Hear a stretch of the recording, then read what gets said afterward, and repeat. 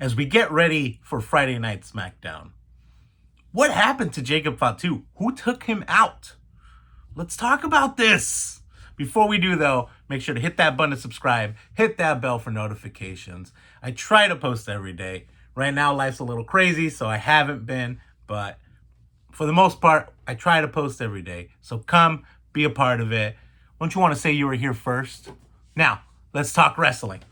So, Jacob Fatu was taken out last week on Friday Night Smackdown. Now, all reports say that he's going to be out for a while for a non-wrestling related injury. I hope, when it comes to real life stuff, Jacob Fatu is fine, and I hope that he gets well soon. I hope it's nothing super serious. And listen, Friday Night Smackdown is so much better when he's on screen, man. Like, this guy, I don't know if you guys know this, all gas, zero brakes. Which, honestly, that's a terrible way to run your car. He's all gas, no brakes. Yada I mean. Anyway, Jacob Fatu, as we saw last week, he was supposed to have a match with Drew McIntyre to determine the number one contender for Cody's championship. Got taken out by an unknown person in the back, and then there was this weird impromptu match between Drew McIntyre and Cody Rhodes.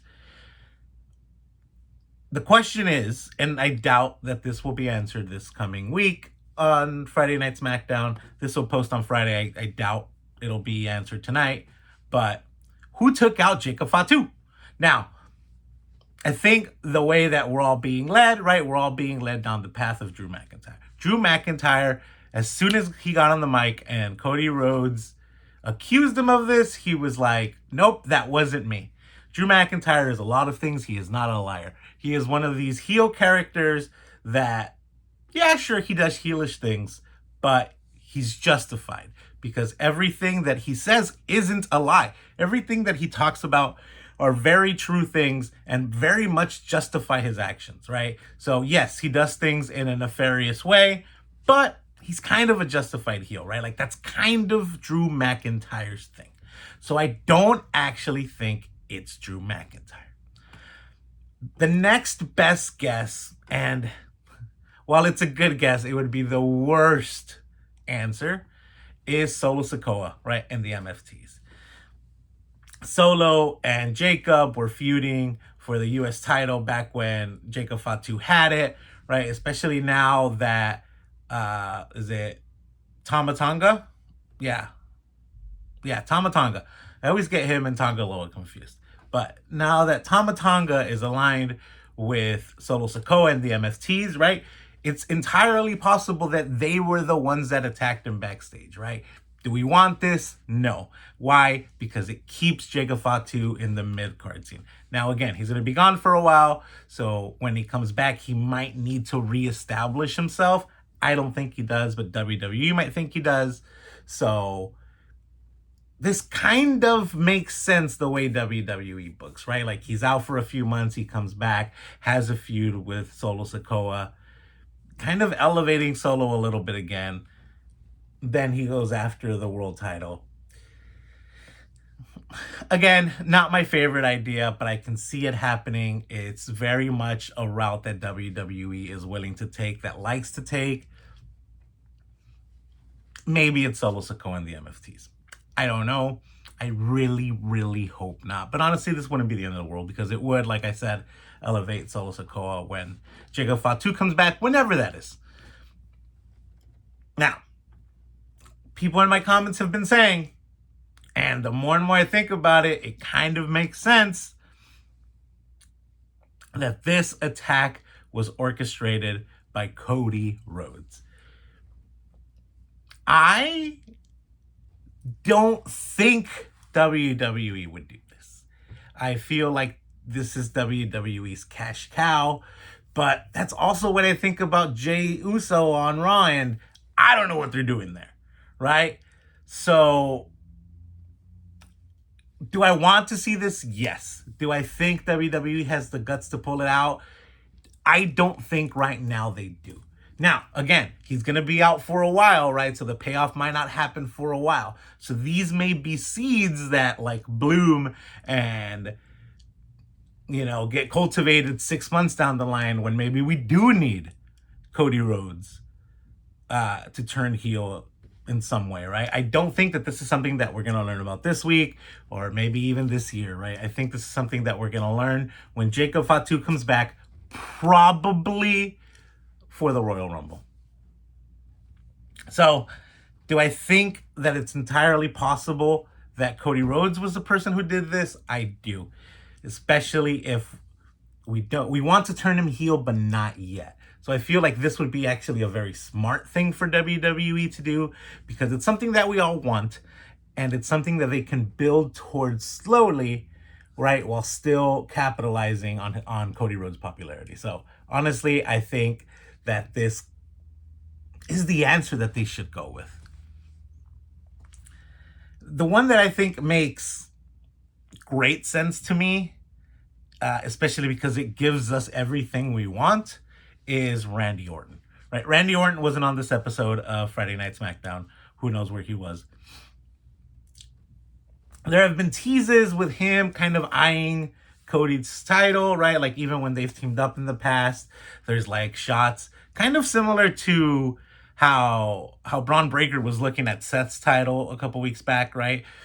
Shots of Randy Orton kind of doing that with Cody Rhodes. They obviously have this history together. We want to see that feud. We want to see those matches. And I feel like this would be a great way to lead that, to lead in that direction, right?